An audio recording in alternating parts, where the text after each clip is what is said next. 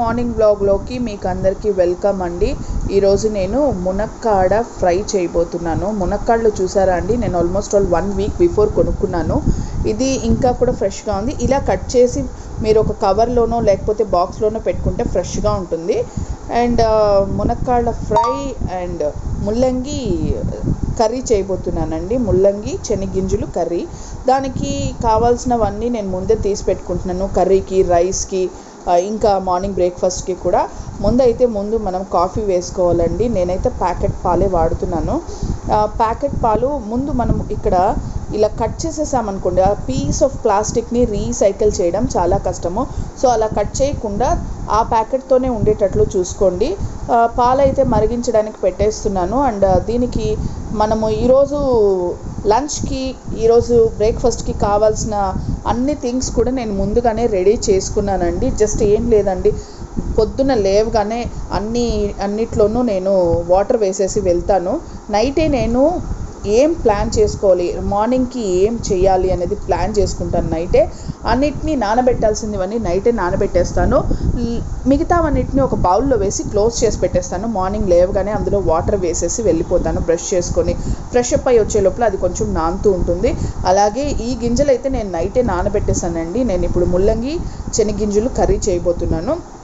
So దానికి కావాల్సిన ingredients అంతా కూడా నేను ఒకటేసారితో ఫ్రిడ్జ్లోంచి తీసి పెట్టేస్తానండి, అప్పుడప్పుడు తీయకుండా ఫ్రిడ్జ్ని, ఎందుకంటే పవర్ బిల్ ఎక్కువ అవుతుందని. అండ్ ఇక్కడైతే పాలు మరుగుతుంది. మనం ముందైతే కాఫీ చేసుకోవాలి. ఈ పాలు మరిగి కాఫీ చేసేలోపు పక్కన మనము వేడి నీళ్ళు పెట్టేద్దామండి. ఈ హాట్ వాటర్ దేనికంటే మునక్కాళ్ళు ఉడికించుకోవడానికి. అందులోకి కొంచెం సాల్ట్ కూడా వేస్తున్నాను. అండ్ మనము తీసి పెట్టుకున్న మునక్కాళ్ళు నేనైతే ఆల్రెడీ కట్ చేసి వాష్ చేసి ప్లాస్టిక్ కవర్లో వేసి పెట్టాను. సో కాబట్టి నేను ఇప్పుడు అలాగే వాడుకుంటున్నానండి. అండ్ ఆల్మోస్ట్ ఆల్ బాయిల్ అవ్వడం వల్ల దీనిపైన ఏమైనా పెస్టిసైడ్స్ ఉన్నా కూడా వెళ్ళిపోతుంది. అండ్ మునక్కాళ్ళు ఉడికేలోపు నేను ఈలోపు ఆనియన్స్, టొమాటోస్ ఇవన్నీ చాప్ చేసుకుంటానండి. అంతలోపు పాలు పొంగిపోతుంది. మనమైతే వేడివేడి కాఫీ కలుపుకుందాము. ఆనియన్స్ నీళ్ళ తొక్క తీసి ముందరున్న సంథింగ్ దాన్ని కూడా తీసేస్తున్నాను. కాఫీ అయితే పాలు అయితే మరిగిపోయింది. సో ఇప్పుడు కాఫీ వేసుకుందామండి. నేను యాక్చువల్లీ ముందైతే నాటు చక్కెర వాడేదాన్నండి. ఇప్పుడు అవి దొరకట్లేదు, నాకు కొంచెం డిమాండ్లో ఉంది. అందువల్ల నార్మల్ షుగర్కే వచ్చేసాను.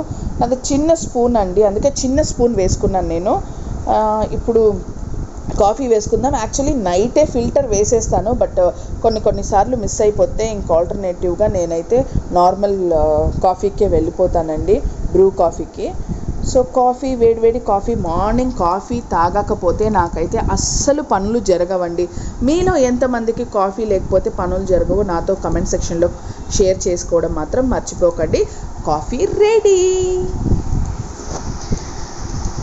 సో వేడి కాఫీ తాగిన తర్వాత మిగిలిన పనులన్నీ కూడా స్టార్ట్ చేద్దామండి. మనము ముందైతే ఆనియన్స్, టొమాటోస్ అవన్నీ చాప్ చేసుకుందాము. ఈ ఆనియన్స్ చాప్ చేయడం కర్రీస్, ఉప్మా వీటన్నిటికీ ఇలా పొడుగుగా చాప్ చేసుకోవాలండి. ఫ్రైకి మాత్రమే చిన్నదిగా డైస్గా చాప్ చేసుకోవాలి. అప్పుడైతేనే మీకు కర్రీలో కానీ ఉప్మాసు ఇట్లాంటి వాటిలలో బాగా లుక్ వస్తుంది మీకు ఆనియన్స్. సో నేనైతే ముందు ఆనియన్స్ కట్ చేసుకున్నాను. పక్కనే ఒక ప్యాన్ పెట్టి వేడి చేసి అందులో ఆవాలు, ఉద్దిపప్పు, పోపు దినుసులు కూడా అందులో వేసేసాను. అది ఆల్రెడీ మరిగిపోయింది. నేను ఇప్పుడు ఇందులో వేయాల్సిన ఆనియన్స్ వేసేసానండి. ఆనియన్స్ బాగా ఫ్రై అయిన తర్వాత కరివేపాకు కూడా వేసాను. పక్కనైతే మునక్కాళ్ళు బాగా మరుగుతున్నాయి. ఇది బాగా ఫ్రై చేసి నేను శనగ నూనె వాడతానండి, అందుకే ఇలా నురుగుగా వస్తుంది. నన్ను ఒక పేరెంట్ అడిగారు ఎందుకు అలా వస్తుంది అని. సో శనగ నూనె వాడితే అలాగే వస్తుందండి, మీకు కూడా తెలిసి ఉంటుంది, జస్ట్ ఊరికే చెప్తున్నాను. అండ్ ఇది టొమాటోస్ కూడా వేసాను. అండ్ ముల్లంగి మనము పీల్ చేసుకుందామండి. ముల్లంగి పైన కింద కట్ చేసి పెట్టామనుకోండి ఎక్కువ రోజులు వస్తుందండి. అందుకే నేను పైన ఉన్న ఆ లీవ్స్ని, ఆ పైన ఉన్న దీన్ని కూడా తీసి కట్ చేసి పెట్టుకుంటే ఎక్కువ రోజులు నిలువ ఉంటుంది. సో దీన్ని అయితే ముందు మనం రౌండ్గా చాప్ చేసుకుందాము. ఈ ముల్లంగితో చాలా డిషెస్ చేయొచ్చండి. చాలా మంచి వెజిటేబుల్. ఇందులో నార్త్ ఇండియాలో అయితే పరోటాస్ కూడా చేస్తారు. నాకైతే అది పెద్దగా ఇష్టం ఉండదు. నాకు దీంతో చట్నీ చేస్తే మా మమ్మీ నాకు చాలా ఇష్టం అండి, బాగా చేస్తారు. అండ్ మా తమ్ముడికి కూడా ఆ చట్నీ అంటే చాలా ఇష్టము మా తమ్ముడికి. నెక్స్ట్ ఇప్పుడు ఇది ఫ్రై అయిపోయిందండి. మనము ముల్లంగిలు కట్ చేసి పెట్టుకున్న ముల్లంగి వేసేద్దాము అందులోకే మనము తీసి పెట్టుకున్న సాల్ట్, కారం అన్నీ వేసేద్దామండి. మేము కారం ఇంట్లోనే తయారు చేసుకుంటామండి. అఫ్కోర్స్ అందరూ ఇంట్లోనే తయారు చేస్తారు, బట్ కారము ధనియాల పొడి సపరేట్గా చేస్తారు, మేము అన్నీ ఒకటిగా చేస్తాము. నాకు కూడా ఆల్మోస్ట్ ఆల్ ఆ కారపొడి అయిపోవచ్చింది. నేను ఈసారి చేసినప్పుడు దాని మెజర్మెంట్స్తో సహా ఇస్తాను. పులుసులకి చాలా బాగుంటుంది, ఒకసారి ట్రై చేసి చూడండి. ఇందులోకి కొంచెం వాటర్ కూడా వేసేసాను. ఈ గింజలు అయితే ముందు కుక్కర్లో వేసి మనము ఒక 4 విజిల్స్ ఇచ్చుకుందామండి. నైటే నానబెట్టేసాను కాబట్టి విజిల్స్ 4 అయితే సరిపోతుంది. సో ఆ గింజల్లోకి సాల్ట్ వేసుకుందాం. మనం ఆల్రెడీ కర్రీలోకి సాల్ట్ వేసుకున్నాం కాబట్టి ఓన్లీ గింజలకు సరిపడా సాల్ట్ వేసుకుంటే సరిపోతుంది. ఈ ఒక్క పిడికెడు శనగగింజలు తింటే, వేరుశనగ గుళ్ళు తింటే మనము ఒక గుప్పెడు క్యాష్యూ నట్స్ తిన్నంత విటమిన్స్ అండ్ ప్రోటీన్స్ వస్తుందంటండి. నాకు వేరే డాక్టర్ చెప్పారు. సో అప్పుడప్పుడు ఇలాంటి వేరుశనగ గుళ్ళు తింటూ ఉండండి, పిల్లలకి ఉడికించి ఇస్తూ ఉండండి. ఇక్కడైతే ముందు కర్రీ మరిగిపోతుంది. నేను ఆల్రెడీ చింతపండు నానబెట్టుకున్నాను కాబట్టి అది చింతపండు రసం అందులోకి వేసేస్తున్నాను ఇలా ఫిల్టర్ చేసుకొని. అండ్ పక్కనే కొన్ని గిన్నెలు ఉన్నాయండి, అలా గబగబా కడిగేస్తాను. నేను అప్పటికప్పుడే కడిగేసుకుంటుంటానండి. నేను ఎక్కువ పని పెట్టుకోను, ఎందుకంటే నాకు చాలా బద్ధకం అండి. ఎక్కువ పని చేరిపోతే నేను అస్సలు వర్క్ చేయను. అప్పటికప్పుడు చేయమంటే చేసేస్తాను. అండ్ ఇలా గిన్నెలు కడుక్కోవడం నాకు చాలా ఇష్టం అండి. అప్పటికప్పుడు చేసేయడం కొంచెం బెటర్ ఫీలింగ్ అనిపిస్తుంది. తర్వాత మొత్తం వర్క్స్ అన్నీ మనం వర్క్ నుంచి వచ్చిన తర్వాత వర్క్స్ అంతా ఒక్కసారితో కనిపిస్తే ఇంట్లో నాకు గిర్రుమని తిరుగుతుంది కళ్ళంతా. సో అందువల్లే నేను ముందు అన్నీ క్లీన్ చేసేస్తాను. మాది కొంచెం పాత ఇల్లు అండి, అందుకే మోడర్న్ కిచెన్, మాడ్యులర్ కిచెన్ అట్లాంటివి లేకుండా కొంచెం పాతవే ఉన్నాయి. నెక్స్ట్ ఈ మునక్కాళ్ళు కూడా ఉడికిపోయాయి.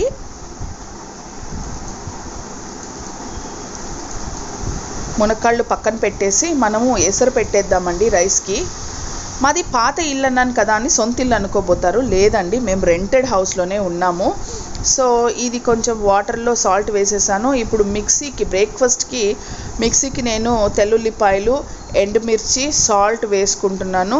నైట్ నానబెట్టుకున్నాం కదండి, నేను 1 కప్పు ఇడ్లీ రైస్ అండి, 1 కప్పు ఇడ్లీ రైస్కి 1/2 కప్పు కందిపప్పు, అలా ఆ రేషియోతో నానబెట్టుకున్నానండి. దీన్ని ఉప్పు ఉంటలు అంటారండి. నేను ఆల్రెడీ ఇంకొక ఉప్పు ఉంటలు కూడా మీకు పోస్ట్ చేశాను, తెల్ల ఉప్పు ఉంటలు. ఇది కారపు ఉప్పు ఉంటలు. ఇది బ్రేక్ఫాస్ట్కి, ఈవినింగ్ స్నాక్స్కి చాలా హెల్తీగా ఉంటుంది.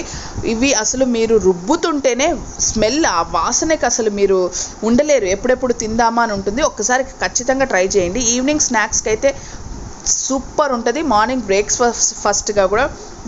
బ్రేక్ఫాస్ట్గా కూడా తీసుకోవచ్చు. సో ఒకసారి అయితే ట్రై చేయండి, చాలా హెల్దీ అండ్ టేస్టీ డిష్. ఇప్పుడు కర్రీ ఉడికిపోయిందండి, మనము బాయిల్ చేసి పెట్టుకున్న శనగగింజలు వేసేద్దాము. ఇప్పుడు పక్కన వాటర్ కూడా బాయిల్ అయిపోయింది, అందులోకి మనం రైస్ వేసేద్దామండి. సో కర్రీ ఉడుకుతుంది, రైస్ ఉడుకుతుంది. మధ్యలో నేను ఒక చిన్న ప్యాన్ పెట్టుకున్నాను. ఆ చిన్న ప్యాన్ దేనికంటే మనము ఉప్పు ఉంటలకి కావాల్సిన పోపు పెట్టుకోవడానికండి. జస్ట్ ఒకటి లేకపోతే ఇంకొక స్పూన్ ఆయిల్ వేసుకోవచ్చండి గ్రీస్ చేయడానికి. మనము అందులోకి పోపు దినుసులు అవన్నీ వేసుకోవాలి. ఈలోపు పులుసు కూడా ఉడికిపోయింది చూడండి. రైస్ కూడా కొంచెం బాగా మరుగుతుంది. మునక్కాళ్ళు వాటర్ వంపేసి పెట్టేశానండి, అలాగే ఉంచేస్తే మరి ఇదైపోతుంది. దీనికి ఆవాలు ఉద్దిపప్పు వేయకూడదండి, సోంపు మాత్రమే వేసి పోపు పెట్టాలి ఈ ఉప్పుంటలకి. తర్వాత నానబెట్టి పెట్టుకున్న శనగపప్పు, మీకు ఎక్కువ క్వాంటిటీ కావాలంటే ఎక్కువ తీసుకోవచ్చు. నేనైతే ఇంత క్వాంటిటీ తీసుకున్నాను, నాకు శనగపప్పు మధ్యలో వస్తుంటే ఇష్టం కాబట్టి కొంచెం ఎక్కువే తీసుకున్నాను. కొంచెం ఇంగువ, నేను మ్యాక్సిమం అన్ని వంటల్లోకి ఇంగువ వాడుతానండి, మీరు కూడా వాడుతారు కదా, నా కమెంట్ సెక్షన్లో షేర్ చేసుకోవడం మర్చిపోకండి. అండ్ ఆనియన్స్, కరివేపాకు ఇవి కూడా వేసి బాగా ఫ్రై చేసుకోవాలి. కొంచెం జస్ట్ హాఫ్ ఫ్రై చేస్తే చాలండి. యాక్చువల్లీ నాకు ఈ మధ్య ఒక ఆర్టికల్లో చదివానండి, మనం ఫ్యాట్ ఎక్కువ అవ్వాలనుకుంటే ఆనియన్స్ని చాలా డీప్ ఫ్రై చేయాలంట, తక్కువ ఫ్యాట్ ఉండాలి మనకి అంటే ఆనియన్స్ని లైట్ ఫ్రై చేయాలి అంట. సో అది ఎందుకు అని నేను మీకు నెక్స్ట్ వీడియోలో చెప్తాను. ఇప్పుడు మనం ఫ్రై చేసి పెట్టుకున్న ఆనియన్స్ అంతా కూడా ఇందులో వేసుకున్నాము. మళ్ళీ ఆ హీట్, ఆ ప్యాన్ హీటు వేస్ట్ చేయకుండా మళ్ళీ పెట్టానండి నేను, ఎందుకంటే మునక్కాళ్ళు పోపు పెట్టుకోవాలి కాబట్టి. కొంచెం ఆయిల్ వేసి ఆవాలు, ఉద్దిపప్పు, ఎండుమిర్చి, కరివేపాకు, తర్వాత కొంచెం కారప్పొడి అండ్ సాల్ట్ నేను ఆల్రెడీ మునక్కాళ్ళు వేసేసి ఉడికించేసాను కాబట్టి ఇందులో వేసుకోలేదు. ఇప్పుడైతే ముందు మునక్కాళ్ళు వేద్దామండి. మునక్కాళ్ళు వేసే ముందు మనం కారం వేసుకుందాము. మునక్కాళ్ళు మీరు అప్పుడప్పుడు ఇలా సాంబార్లో కాకుండా ఫ్రై కూడా చేసి ఇవ్వండి, పళ్ళకి చాలా మంచిది. అలా కొరుకుతుంటారు కదా, దంతాలు బాగా, ఆ చిగుళ్ళు బాగా బలపడుతుంది. అందుకే మునక్కాళ్ళు అలా కొరికి తినాలంటారు. కొంతమంది అలా గుజ్జంతా స్పూన్తో తీసుకొని తింటారు, దట్స్ ఎ రాంగ్ వే, అలా తినకూడదు. లాస్ట్లో కొంచెం శనగగింజల పొడి వేసానండి నేను. మా ఊరు సైడ్ అయితే వేరుశనగ గింజల్ని శనగగింజలనే అంటారు. దాన్ని ఫ్రై చేసి పొడి చేసి పెట్టుకుంటాను, అది ఫ్రైస్లోకి అలా వేసుకుంటాము అప్పుడప్పుడు. అండ్ అన్నం కూడా వంచేసాను. మునక్కాళ్ళ ఫ్రై రెడీ అయిపోయింది, కర్రీ రెడీ అయిపోయింది.